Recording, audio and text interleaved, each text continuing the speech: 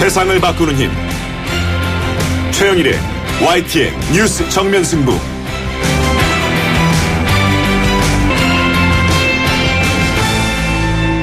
YTN 뉴스 FM 뉴스 정면 승부 3부 시작합니다. 새누리당 비주류가 당을 떠나야 할 친박 핵심 의원 8명을 발표했는데요. 여기에 맞서 친박계는 혁신과 통합연합이라는 모임을 결성했습니다. 새누리당이 분당 수순을 밟고 있는 것 아니냐, 이런 분석이 나오고 있는데요. 잠시 후에 새누리당 정병국 의원을 연결해서 이야기 나눠보겠고요. 이 청문회를 앞두고 행방불명된 우병우 전 수석, 급기야 현상금까지 걸리고 있습니다. 정치권에서는 일명 우병우 소환법도 발의가 됐는데요. 관련 법안을 발의한 국민의당 김관영 원내수석 부대표 연결해서 자세한 내용 들어보겠습니다.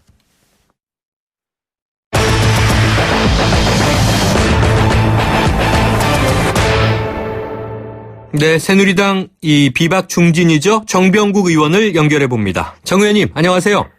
예, 안녕하세요. 정병국입니다. 네, 자, 오늘 비상시국위원회에서 선정한 이른바 최순실의 남자 8명. 이 선정의 기준이 있었나요? 예, 그동안 언론에서도 많이 거론이 됐고요. 또 지금 대통령을 탄핵까지 가지 않으면 안 되게끔 만들었던 당을 파행적으로 이끌고 또 이 집권 여당이 이 지경까지 오게끔 만든 데에 여러 가지 사안들을 고려를 해서 네. 최소한의 인원을 고민을 하면서 지정을 하게 됐습니다. 네. 자, 오늘 사퇴하긴 했습니다만 이 명단에는 정진석 원내대표는 빠져 있는데 이 빠져 있는 이유가 있습니까?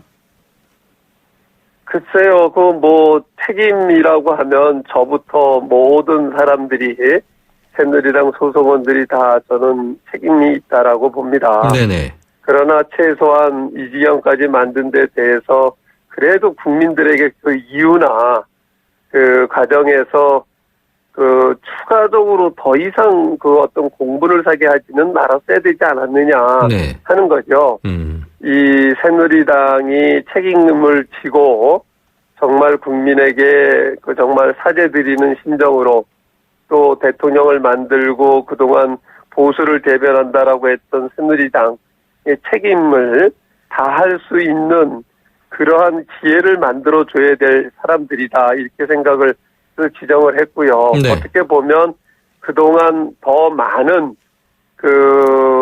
일을 했던 사람들이나 책임을 졌던 사람들이 이제 또 대상이 됐다, 이렇게 봅니다. 네. 자, 오늘 아침에는 이 최고위원회에서 이장우 최고위원이요, 이 김무성 전 대표에게 아주 험한 비난 쏟아냈고요. 유승민 의원에 대해서도 이제 비판하면서 당을 떠나라, 이런 얘기 나왔는데, 자, 이 국민적 시각에서 보면 지난 4.13 총선 공천 과정 등 친박 비박의 이제 싸움으로 비춰지지 않았었습니까? 그럼 아까 책임은 같이 있다라고 말씀하셨지만, 여기에 대해서 이 친박계에서 또 거세게 비판하고 나오는 대목은 좀 반론이 있으실 수 있나요? 글쎄요, 일일이 국민이 다 아실 거고요. 네. 지난번에 공천 파동은 누가 어떻게 했는가, 그 사람들이 소위 말하는 진박 감별사니 뭐니 네네, 하면서 그랬었죠. 그야말로 공천 학살을 했던 사람들이 아니겠어요? 네. 그 결과가 여소야대를 만들게 된 요인이 됐고요. 그 이후에도 전혀 국민적 심판에 대해서 책임지려고 하지 않았고, 그러한 여러 가지의 민심을 거스르는 행위를 해왔던 사람들이 그분들이었기 때문에 네. 결국은 언론에서도 저희들이 얘기를 하기 이전에 공론화됐던 것 아니겠습니까? 네네. 예, 그런 차원에서 지금 어떻게 보면 적반하장도 유분수지 하는 생각이 들고요. 네. 그래서 이제 이런 부분들을 가지고 저는 이게 서로다가 티격태격 싸우는 모습을 보여서는 저는 안 된다고 보고요. 네. 이런 겁니다. 저희가 이 지경까지 만든 것에 대해서 우리는 정말 이 사죄하는 의미로 우리 새누리당이 가지고 있는 모든 기득권을 내려놓고 네. 국민들에게 사죄하고 그동안 우리를 지지했던 보수층에게, 건전한 보수 세력에게 새로운 보수 세력을 대변할 수 있는 당을 만들 수 있는 그런 계기를 열어줘야 된다 하는 게 네네. 그 상황을 열어줘야 된다는 게 저희들 생각이었던 거고요. 네. 그러한 과정에서의 어제 그제 9일날 탄핵을 하고 나서 이 반성을 하는 게 아니라 소위 말하는 친박의 핵심적인 사람들이 모여가지고 네. 이런 과정을 밟아왔다는 것 아니겠어요? 네네. 그래서 결국은 그쪽에서 먼저 두 사람을 찍어서 김무성, 유승민을 찍어서 당을 떠나라 하는 지경이 되니까 더 이상 이래가지고는 당이 정리가 안 되겠다라고 네. 해가지고 대응을 한 건데 참 안타깝게 그지가 없습니다. 저는 이쪽 저쪽을 나눠서 보다는 우리 모두의 잘못이고 책임이다 이렇게 생각을 합니다. 네. 자, 그래서 이게 좀 친박 지도부가 그렇다면 이제 이 지경에 이른 것에 대한 반성도 하고 대국민 사죄도 하고 물러나면 문제가 없겠습니다. 문제는 이분들이 절대 안 떠날 분위기예요. 혁신과 통합 연합 모임도 구성하고 아까 말씀하셨습니다만 이분들은 우리가 물러서면 보수 전체가 죽는다 이런 생각을 하고 있는지 모르겠습니다만 왜 이렇게 강경하게 나온다고 보세요? 지금 보세요. 지금 보수, 이제 과연 이 보수를 대변하는 보수가 죽는다 이렇게 얘기를 하는데. 네. 보수가 죽게끔 만든 사람이 누구예요? 왜 이 지경으로 만들었는가를 가만히 좀 생각을 해봐야 될 텐데. 네. 이렇게 만들어 놓고 망쳐놓고 망치는 사람이 따로 있다라고 얘기를 하면 누가 믿겠습니까? 네. 그러니 일단은 망친 사람들이 좀 자리를 옆으로 좀 비켜달라 하는 얘기고요. 저는 이렇게 생각을 합니다. 우리 새누리당은 이제 명을 다 했고, 이제 새누리당은 그야말로 해체의 수순을 밟아야 된다고 보고요. 네. 그러기 위해서는 우리 소속원들이 모든 기득권을 다 내려놓는다 하는 생각을 가지고 임해야 된다고 봅니다. 네, 방법은 그렇게 백의종군을 지금 말씀하셨습니다만 예. 결국은 또 이 친박계가 물러나지 않으면 일점불사의 분위기인데 조금 전에 주신 말씀의 연장선상에서 정 의원님이 생각하시는 좀 올바른 보수의 가치 어떻게 정의할 수 있을까요? 저는 일단은 우리가 지켜야 될 가치라고 하면은 자유주의 시장 경제를 추구한다라고 하지 않습니까? 네. 그것을 지켜나가기 위해서는 무한한 책임감과 도덕성이라고 생각을 해요. 네네. 그런데 과연 우리에게 그러한 책임감과 도덕성이 있었는가 하는 것을 되묻고 싶고요. 네. 이렇게 이것을 추구하는 집단이, 그룹이, 이 정당이 이 나라를 이만큼 어렵게 만들고 국민을 고통의 도가니에 빠뜨리게 만들었다라고 하면 책임을 지는 사람이 있어야 되지 않겠습니까? 네네. 근데 책임을 한 사람도 지는 사람이 없어요. 이게 과거에 보면은 정당에서 정당 지지도가 몇 %만 떨어져도 책임을 지고 당 지도부가 사퇴를 한다거나 네. 선거에서 보궐선거에서 재보궐선거에서 몇 석을 진다 하더라도 사임을 하는 게 네. 일반적이었는데 네. 아니 우리가 뽑은 대통령을 우리 당의 출신의 대통령을 탄핵을 하고도 네.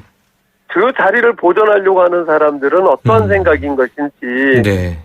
전 도저히 이해가 가지를 않고요. 네. 과연 당을 생각하고 나라를 생각하는 사람들인지 하는 생각을 갖게 하고요. 오로지 그분들에게는 자신들의 어떤 정치 생명만 연장하려고 하는 게 아니냐 네. 하는 안타까움이 있는 겁니다. 그렇군요. 자, 그런데 네. 이제 저희가 일부에서도 한번 짚었고요. 오늘 매체에 계속 나오는 이야기가 좀 희화화해서는 네가 가라 하와이 하고 있는 것 아니냐 이런 얘기가 나오는데 그 안에는 또 당원이라고 하는 인적 자산이나 비용, 네. 돈 문제와 같은 이제 당 재산과 관련된 싸움 아니냐 하는 시각도 네. 있습니다. 어떻게 보십니까? 네. 이런 거죠. 저는 이렇게 봐요. 저희가 만약 청산을 하자라고 하는 것은 네. 당이 지금 가지고 있는 지금 말씀하신 오늘 그게 언론에도 보도가 맞습니다. 되고 그랬던데 네. 당의 자산 이런 부분들은 다 저희들은 포기를 해야 된다고 봐요. 저는 12년 전에 네. 2004년도죠. 2004년도에 천막 당사를 쳤던 경험이 있던 사람입니다. 네. 저희가 주도를 해서 천막 당사를 치고, 아이러니하게도 지금 박근혜 대통령을 그 당시 평의원에서 대표로 저희들이 추대를 해가지고 잃어버렸던 정권을 되찾아왔던 경험이 있는데요. 그 이상의 지금 어려운 상황이고 그 이상의 기득권을 다 버리는 이러한 작업들을 하면서 국민들에게 사죄를 해야 된다라고 봅니다. 따라서 저희들이 청산을 한다라고 하는 것은 인적 청산뿐만이 아니라 이러한 기본적으로 가지고 있는 재산이라든가 이런 기득권을 다 내려놔야 된다 하는 것을 가지고 청산이라는 개념을 갖고 있는 거죠. 네, 그렇다면은. 근데 이것을 붙들고 안 놓겠다는 거죠. 네. 오히려 친박 쪽에서. 그러니까 지금 그렇습니다. 말씀하시는 건 이제 새누리당을 해체한다면 당의 뭐 물적 자산은 국고에 귀속돼도 할 말이 없는 것이다. 이런 주장이신 거죠? 당연한 겁니다. 그걸 전제하지 않고 어떻게 청산이 되겠습니다. 네, 의원님 참 궁금한 게 많은데요. 시간이 다 돼서 다음에 또 진행되는 상황과 함께 인터뷰 요청 다시 올리겠습니다. 감사합니다. 오늘 말씀 고맙습니다. 지금까지 새누리당의 정병국 의원이었습니다.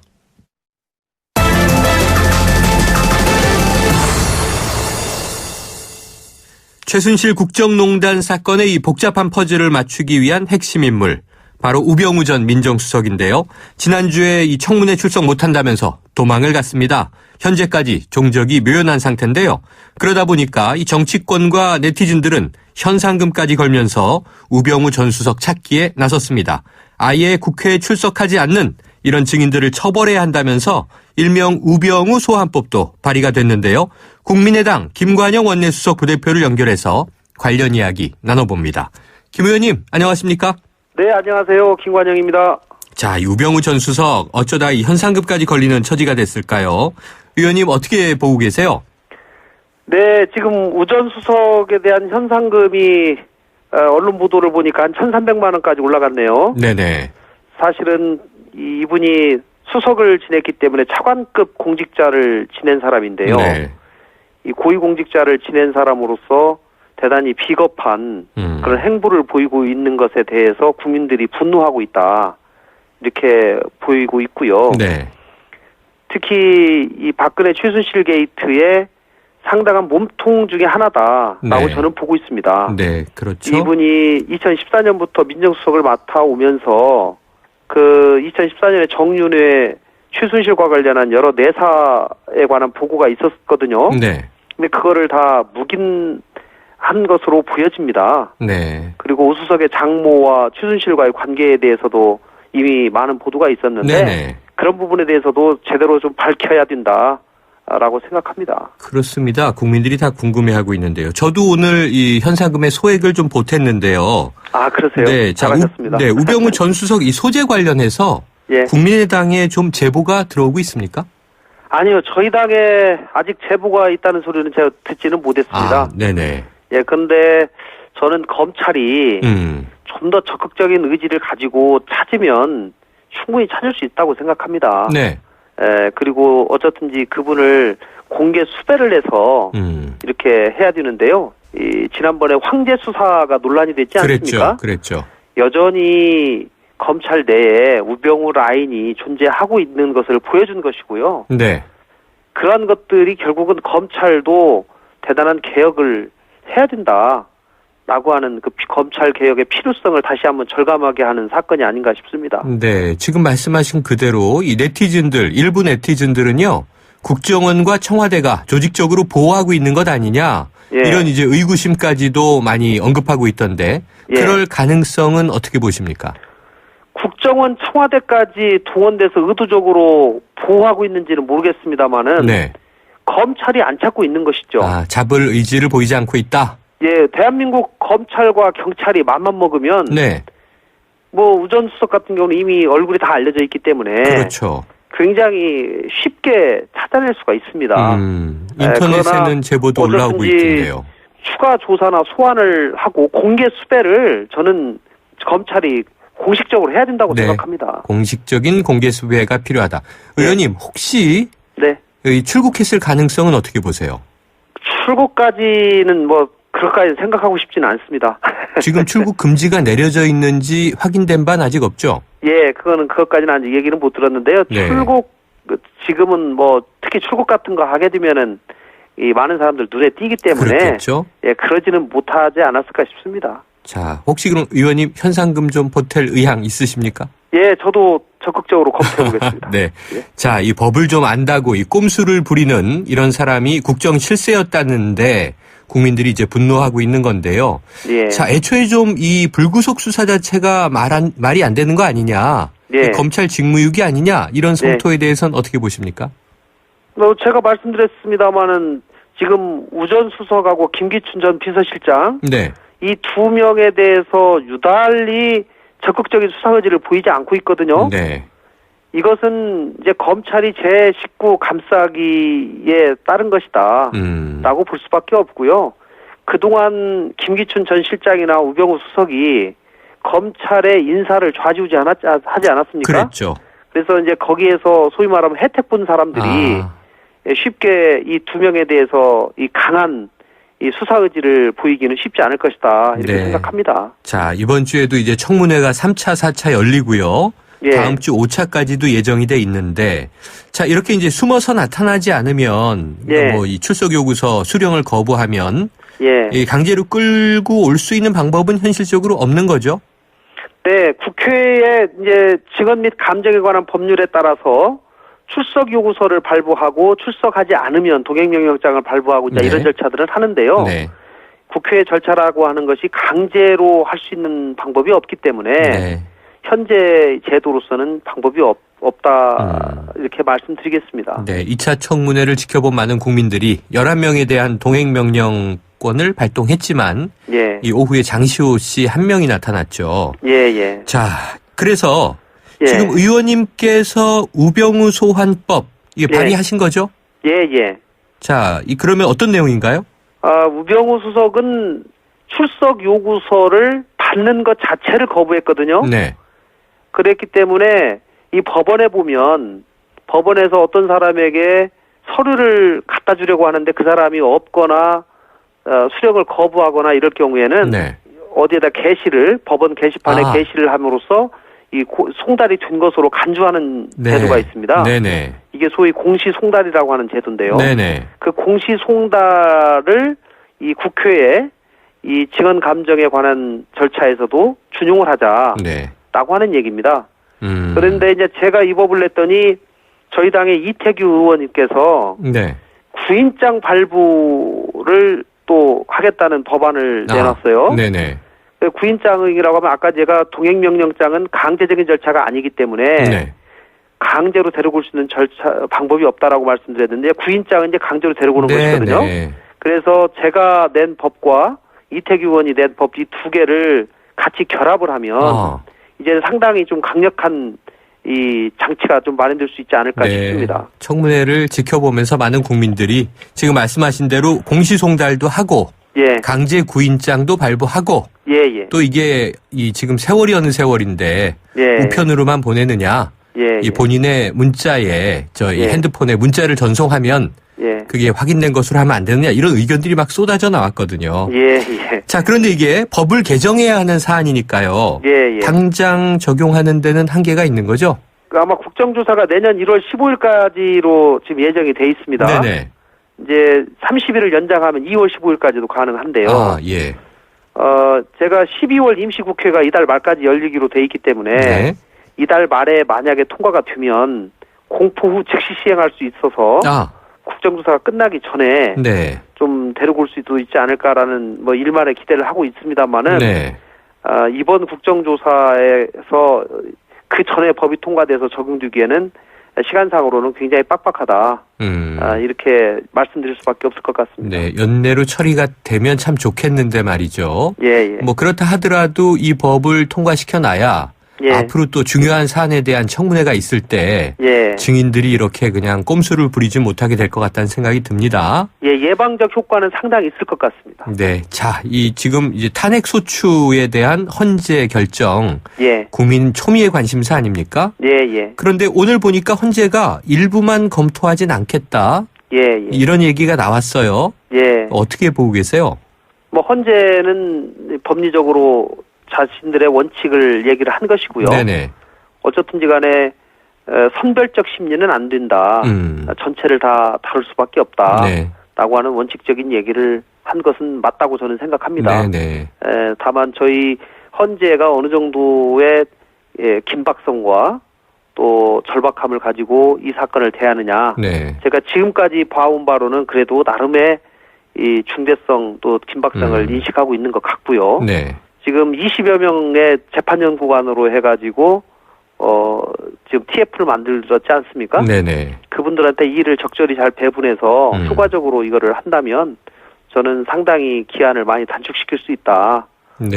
이렇게 생각합니다. 그래도 야당 일각에서 내년 네. 1, 2월이라도 이 결정이 나올 수 있다. 네. 그렇다면 이제 벚꽃 대선이 되는 게 아니냐 이런 네. 전망은 조금 뒤로 이제 물러나는 것 같은데요. 1월 말에 이제 헌법재판소 소장이 그만두기 박한철 때문에 소장이 네. 예, 그 전까지 가능하면 이 결론이 났으면 좋겠다라고 하는 많은 네. 바람을 가지고 있는 것도 사실입니다. 그러나 제가 볼 때는 현실적으로 1월 31일 이전에 결론을 내기에는 굉장히 좀 빡빡하지 않느냐. 네. 이렇게 생각합니다. 자, 그럼 어쨌든 조기 대선이 될 가능성이 높은데요. 네. 국민의당 입장에서는 좀 고민이 있지 않습니까? 어떤 고민이요? 조기 대선을 준비하는 데 있어서 이 내부의 이 대선 주자를 경선하는 방식이라든가.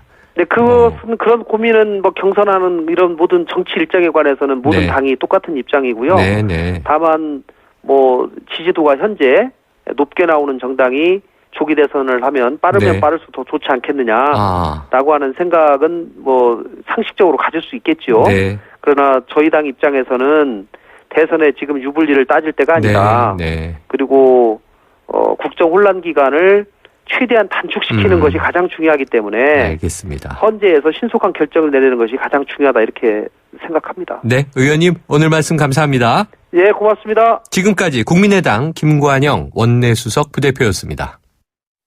1644 1644 대리운전 1644 불러보자 꽃배달도 1644 1644 전국 꽃배달 배송비 포함 3단 환 54,000원부터 3단 환 54,000원부터 1644 꽃배달 1644 대리운전 1644 1644 홍은희 씨, 잇몸 관리 어떻게 하세요? 잇몸 관리요? 양치 잘하고 치과도 다니고 그리고 하나 더 인사돌 플러스 염증에도 좋고 들뜬 느낌도 꽉 잡아주니까요. 잇몸 건강에 인사돌 플러스. 써본 후의 차이요? 직접 느껴보세요. 동국제약. 새 차 살 때는 장기 렌터카 SK 똑똑한 장기 렌터카 똑똑한 가격 주유소 할인 SK 똑똑한 장기 렌터카 꼭 비교해보세요. 가격도 혜택도 SK 렌터카에서 SK 똑똑한 장기 렌터카 홍진경입니다. 똑 부러지는 고객 관리는 사업 성공의 지름길이죠. 그래서 전 KT 통화 매니저를 써요. 사무실로 전화가 오면 고객 이름은 물론 회사명과 거래 내역까지 다 확인하고 받을 수 있거든요. 고객 관리의 모든 것 KT 통화 매니저. KT. 눈이 내릴 것이다. 길은 얼어붙을 것이다. 누군가에겐 겨울이라 불리는 이 계절이 당신에게는 콰트로 시즌이 된다. 12월 한 달간 아우디 차량을 신규 구매하는 모든 고객님께 아우디에서 준비한 특별한 선물을 드립니다. 자세한 사항은 전국 아우디 공식 전시장에서 확인하세요. 오염된 공기를 흡입합니다. 360도 사방에서 순수한 공기를 내보냅니다. 멈춰있지 않고 움직이며 구석구석 더 멀리 LG 퓨리케어 360도 공기청정기. 하이든과 슈베르트가 합창단 선후배인 동네 비엔나. 아인슈타인이 아침마다 커피를 마시던 동네 취리히. 천재들은 왜 이 도시에 푹 빠졌던 걸까? 유럽마저 반해버린 유럽. 대한항공 비엔나 취리히 주 3회 운항. Excellence in Flight, Korean Air. 캐리언에 푹 빠진 우리 서해는 902번을 제일 좋아해요. 폰으로만 보던 캐리언인데 이젠 TV로 크게 보고 또 친구들이랑 함께 보니까 전보다 웃음이 많아졌어요. 이런 채널 정말 고맙죠. 유튜브를 TV로 크게 쉽게 함께 U+TV 가입 문의 101. 3부는 여기까지고요. 4부로 이어갑니다.